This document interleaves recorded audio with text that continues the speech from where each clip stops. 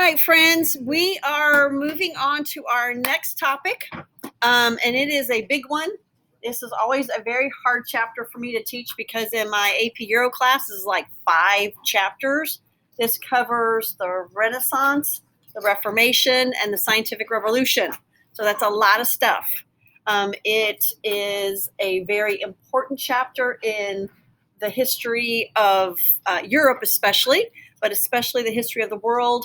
And we are going to get into more religious history as a result of the Reformation. So it has a lot of things in it. Your bell question today asked you what you knew about the Renaissance. Some of you may be able to connect the Renaissance with an artistic movement. Leonardo, Donatello, Raphael, and Michelangelo, who are also for Ninja Turtles. If you've ever wondered where they get those names from, if you wrote Ninja Turtles, that's pretty awesome. One of the things you know about the Renaissance. It is a time of great expansion of thought. And one of the things that we need to make sure that we think about when we think about history is cause and effect. And this is the reason why the Renaissance and the Reformation are in one chapter and why they're connected. Because what the Renaissance encourages is thinking. It's what the purpose of this Renaissance is to think. And once people begin thinking, it opens the door to challenge a lot of different things. It is one of the reasons why lots of countries teach their students a regimented curriculum. This is how we want you to think. This is how, if you belong to this country, you should think. And it's one of the reasons why the United States does not. Why my job, I feel, as a teacher, is to teach you how to think for yourself. Not to think like I think, not to think like what the curriculum of the state of Indiana wants you to think, but to think for yourself, to take a series of facts, process them through your own mind, and think for yourself. And when that happens, when people begin to think for themselves, they begin to think about and challenge other things. And the first thing that's going to be challenged as a result of the Renaissance will be the church. And we will be presented with challenges that these priests and bishops will make to the Catholic Church. And again, it is because people start thinking for themselves. The result of that will be the Reformation, or more correctly called the Protestant Reformation. And the root word of Protestant is protest. And so this movement begins as a protest against some of the belief systems of the Catholic Church. And if you are a person of faith and you are not Catholic, you're Protestant. And so this is the beginning of that Protestant faith. And the Protestant faith comes about from a man named Martin Luther. And I'm going to put a side note here because this happens every year, because we are going to do an Instagram project on somebody from this chapter. And one of the people you can choose is Martin Luther. And it always happens that I'm teaching this in the middle of Black History Month. And when you Google in February Martin Luther, quite often it pops up Martin Luther King Jr. And I get a lot of Instagram reports about Martin Luther King Jr., who was born in the 1940s, and we are in the 1400s. Is not the same person. Martin Luther King Jr. is named for Martin Luther, but Martin Luther is a priest from the 1400s who, through his protest, creates a whole new, brand new religion called Lutheranism. It's our first Protestant faith. And when we do that, when we open that door to allow people to question, read for themselves, and think for themselves, we open the door for many different faiths as a result of that, because I would bet there is nobody in here that's Lutheran. This is not this is not a geographic area where there's a lot of Lutherans. If we were in Wisconsin or Minnesota, lots of us would be Lutherans because that's where the German Lutherans move. So then we have to think, why not, right? Because I already had kind of mentioned the fact that we had the one faith and not all of us are Catholic. We get another faith, not all of us are Lutheran. So then what starts happening is we begin to question more and more and more about the faith and what the Bible is translated. We'll start first with, when are you baptized? So those of you that have been baptized, think about that time. Were you baptized as a baby? If you were baptized as a baby, raise your hand. I know some are Presbyterians. We baptize babies. Catholics baptize babies. That will be one of the first discussions. Like, other groups will say, how can you be baptized as a baby? You don't even know what you're being baptized into. So those of you that were baptized as a choice that you made, that's another part of the Protestant Reformation. Then we have discussions about, what does communion mean? What does that mean to participate?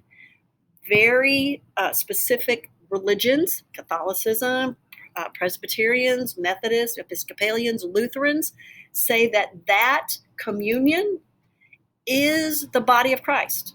It is the blood of Christ. And when you participate in communion, you are participating in the miracle of the Last Supper, and that transubstantiation into, when you put that in your body, the body of Christ, the blood of Christ. Everybody else that does not believe that, and you can tell if you do or don't, if you do take communion, listen. And if you're a part of that group that does believe in that miracle of communion, you will hear that. This is the body of Christ, this is the blood of Christ. The rest of the Protestant faiths do it symbolically. Do this in remembrance of me. It's not the same thing. So we start, as we open the door in this Renaissance thinking time period, we open the door for all these different types of faith. Who can participate? Who gets to be a part of? There are many religions and faiths that do not allow females to have access to the pulpit or to be in charge or in front of any member of the congregation. Females in many of those are relegated to either being Sunday school teachers or girls' auxiliary or youth group members. Other churches allow women in the pulpit. So this opens a door for discussion, and it begins with the Renaissance. It begins with thinking. And then our last one takes us way beyond that whole thinking thing to the scientific revolution. This opens again the door for science and religion to kind of fix themselves up.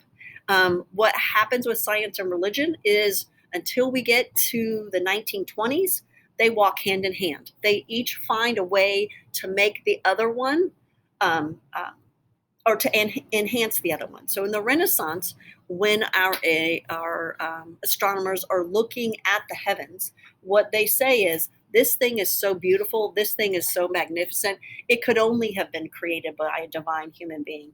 And that, it could only have been created by a divine entity, God. And that's what that is. And it will take a very long period of time before we get to the point where we exclude, and that will happen in the 1920s, a deity from the making of heavens and earth. So this is a chapter that has a lot of change, a lot of thought, and again, a whole bunch of religion that we will look at. And again, the process of all of this is understanding the cause and effect. Once we open that door with scientific revolution and the Renaissance, you can't close that back up. And it just continues to reverberate, make ripples all throughout history. So, our first part is looking at what you should know, Luther's role in the Reformation, which is, again, huge. This will be our first chapter that we actually watch a real movie, like a Hollywood-made movie. No one's ever heard of it, and no one's ever seen it. I'm pretty sure when it made its rounds in the movie theater, probably nobody went, but I promise it's a really good movie. Describe religious changes in Switzerland, in England, and within the Catholic Church. Oh, I forget the most fun story of all is Henry VIII. Henry VIII is also part of this chapter, and he needs a divorce. And so this is when it's great to be king. You just make your own church. You just say, hey, I don't like this one. I'm going to make my own. And he creates what's known as the Church of England and other changes within the Catholic Church. Renaissance, the three characteristics of the Renaissance, the three estates, explain Renaissance education, which is what you are doing at this time period, the fact that you have to take a fine arts to graduate high school, describe artistic contributions, and describe Christian humanism. And that, again, those of you that look at your Bell questions for the next days, this is what part of your Bell question is for tomorrow. So we're going to start first with just something that I enjoy teaching so much, and it's not even part of this chapter, but it's really important. It's a Gutenberg Bible. Johannes Gutenberg is credited with inventing movable type. And what that means and how that changes the way people have access to the written word is tremendous. So prior to the movable type that Gutenberg gives us, if we wanted to print a page, so if I wanted to print your notes, pretend that's it, I would have given that set of information to a woodcutter, and he would have taken a piece of wood and carved all of that out. So one, you could understand that's going to take a lot of time. Two, what can you do with that piece of wood after I print the 65 pages of notes that I need? Nothing. I can maybe scrape it off and use the wood again, but it's useless once I finish printing what I need printed. So hopefully you can understand why the printed word was so expensive and why it was so time consuming. Gutenberg was a jewelry maker. He was a goldsmith. And somehow in his creative brain, he comes up with the idea of, how about instead of carving these things, I make little individual letters. And with those little individual letters, I can print something, take those letters back off, and print something else. And this is where we get the movable type. Most of the time, people, if you've ever heard about Gutenberg or anything about it, most people just say he invented the printing press. He did not invent the printing press. The printing press had been around for a long time. What he invented was the removable letters that allowed that to be used again. It's where we get the words uppercase letters and lowercase letters. And I always love listening to elementary teachers try to explain to you why it's called an uppercase or a lowercase. It goes all the way to the top of the line or all the way to the bottom of the line. No, it has to do with when the typesetters were sitting in front of their benches, those big letters were on the uppercase, the little letters were on the lowercase. And should make sense to you because in a written word, what type of letters do you use the most? Lowercase, right? So the lowercase ones are down here where they have access. So that's the reason for uppercase and lowercase. The first thing that gets printed in this system that has any great impact is the Bible. And those of you that are people that have access to Bibles or you've ever looked at one before, one of the things that should stand out to you is that it's printed in columns. I think maybe some newer versions might not do that, but most traditional Bibles are printed 2 columns on a page. Think of any other book that you've ever seen that prints that way. Textbooks, dictionaries, but not books that you read, right? Not reading books. It doesn't usually make good reading to read these little columns. Also, if you are sitting in a house of worship and you have nothing else to do, count the lines. There are 42. Count them. 42. Why? Because Gutenberg sets it up that way. And we have printed Bibles in that manner since Gutenberg. Again, that's how awesome it is. There are 40 Gutenbergs still in existence. However, there are only 3 that are perfect. So what happens often to old text is the paper is used for other things. Paper was a very valuable commodity. The Bible, that Gutenberg Bible, had a whole bunch of paper. So let's just rip one out and use it. They find those ripped out papers all over the place. About my sense of time as I get older changes. I'm going to say 5 years ago, but it probably was more like 10. They found in an attic in outskirts of France, outskirts of Paris, in the countryside of France. Someone had an old trunk that they looked through all of these papers, and when they used infrared, which now Reconstructionists are using for both paintings and print, they found something on the back, Gutenberg Bible pages with stuff printed out on the top. There are 3 in perfect condition. The Library of Congress, which I don't know that they ever dragged that one out. The French Bibliothèque, I don't think they ever drag theirs out. The British Library drags theirs out every now and then. You can imagine that it needs protection, so it's not something that's on display all of the time, but they do drag theirs out.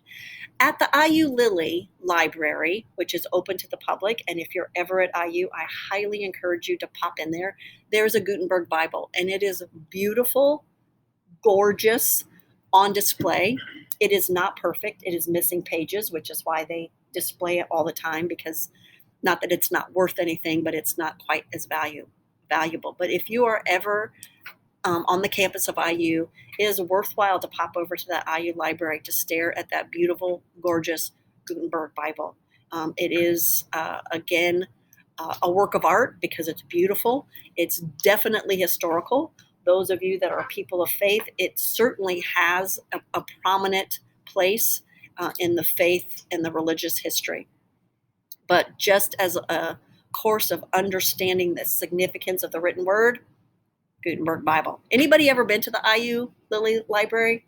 It's a really cool place to pop in. I don't know if it's open now. I hesitate to say that it's probably open for people to just wander in and out. But when we get back to our normal life, I would highly recommend that you guys pop over there.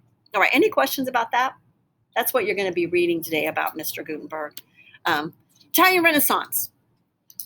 So your bell question tomorrow asks you, what does Renaissance mean? And it's a very simple word. It means rebirth. Again, that's a Greek word.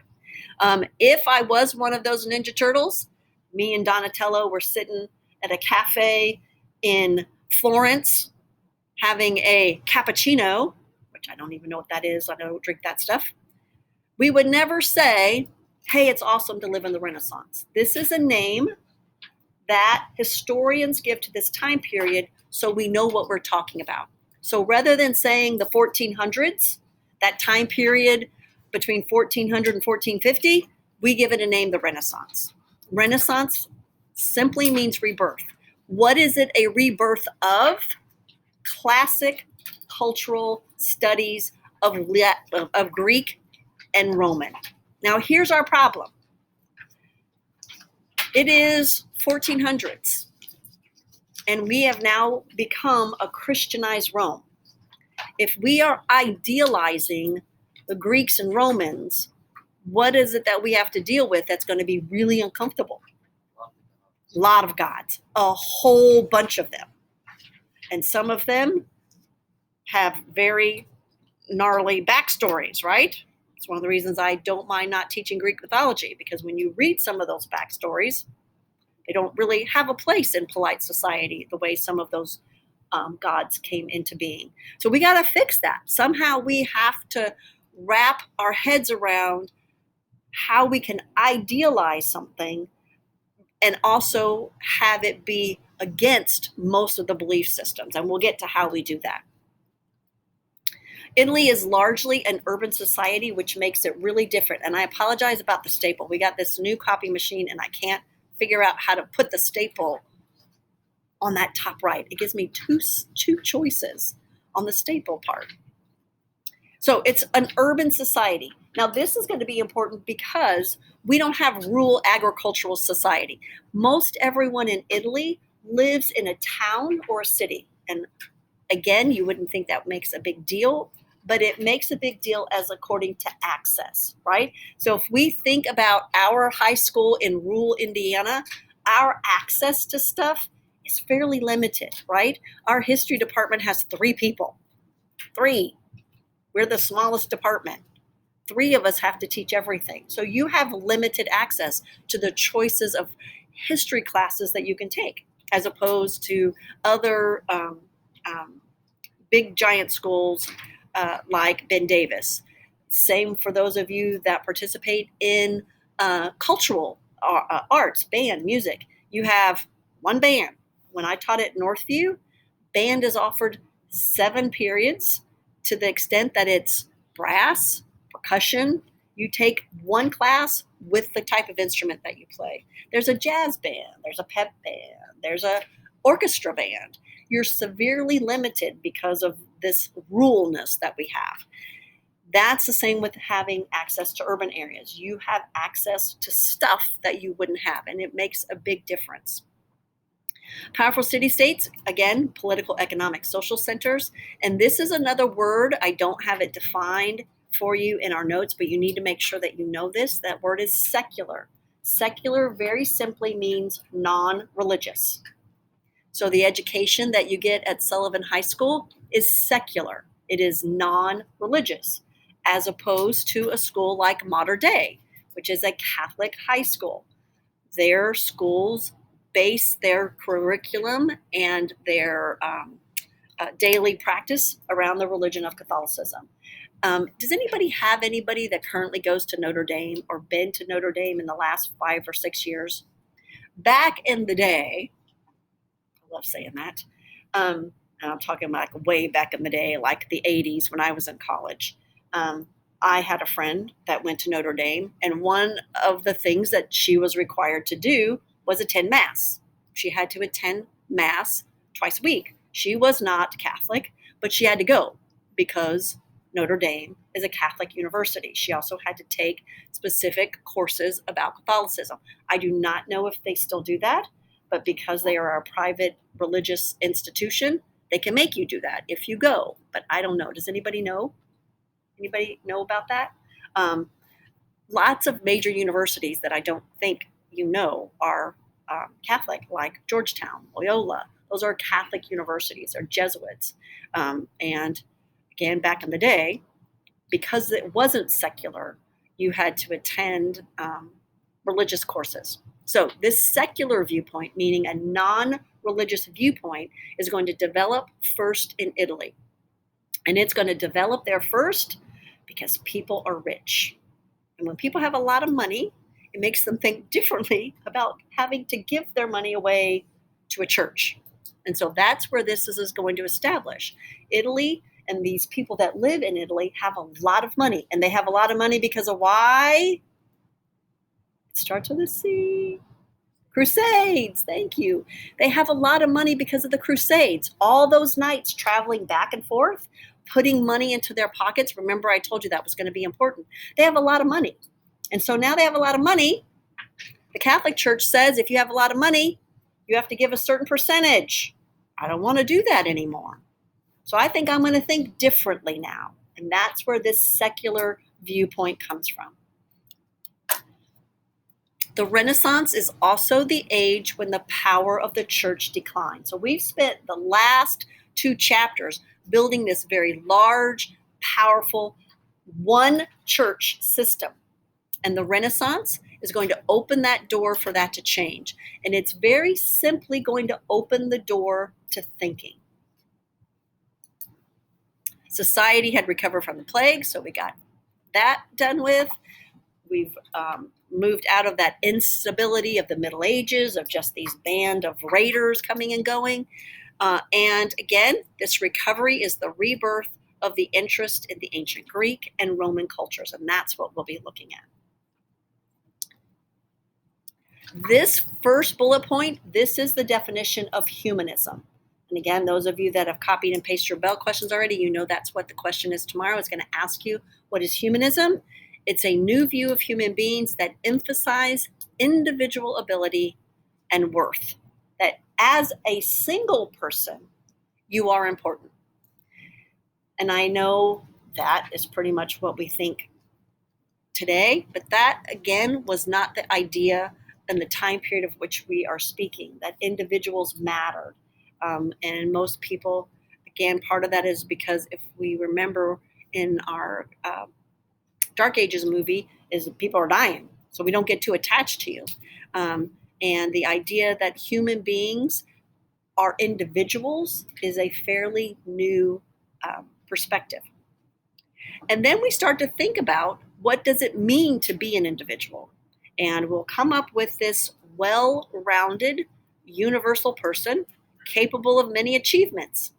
And that will be a Renaissance man. And the ultimate Renaissance man is Leonardo da Vinci. Leonardo da Vinci is what we consider a Renaissance man. He was a painter. And again, Mona Lisa. Has anybody ever seen the Mona Lisa in real life? So the Mona Lisa in real life is not very big. Probably not much bigger than this piece of paper. Maybe a little bit, but not. It's very hard to see. We had an awesome tour guide in the Louvre that got us up close to see it. And it is fairly remarkable to see, but that was still not my favorite painting in the Louvre. But he also painted The Last Supper, which is a fresco design on a building, and we'll look at that later. He was a sculptor. He was not a very good sculptor. It was not something that he was really good at. He was an architect. He was great at that. He was a fantastic inventor, and he was a mathematician. Back when the History Channel was actually a history channel and had history shows and not reality dumb stuff, there was an awesome reoccurring show called Building Da Vinci.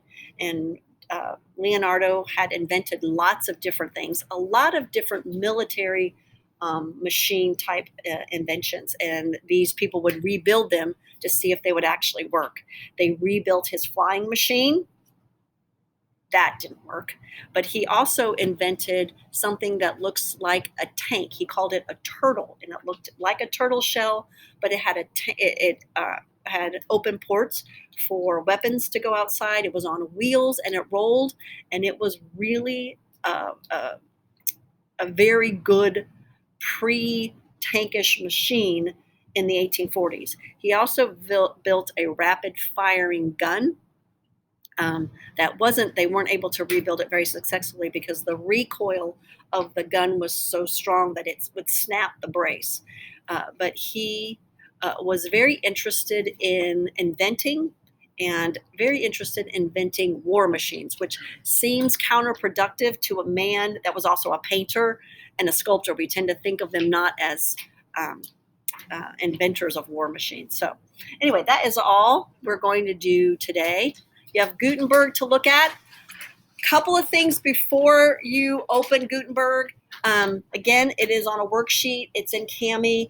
Please, when it asks you to write about the importance of Gutenberg in the printed word, click that little plus and add a page. Those of you that find some kind of small thrill of using the smallest font possible, please know that doesn't give me any great thrill, that I can't even read it with my reading glasses. So please, like a 10 at least. I don't even know what size font that is, but it is microscopic and I cannot read it. So please think about that, at least a 10. I love the people that use color. Thank you so much. It makes my life so much easier. But you are going to be asked to write a short paragraph, 4 to 5 good sentences on why Gutenberg is so important and the printed word. Okay, and you can talk about modern times. It's not asking you to write why it was important in the 1450s. You can write why it's important in the 21st century, as I look with Maggie with a book on her desk with a bookmark in it, which means you have Gutenberg to thank for your book with a bookmark in it, meaning you're reading it. Is it good? You always have books. Do you like to read? Okay, questions, anybody?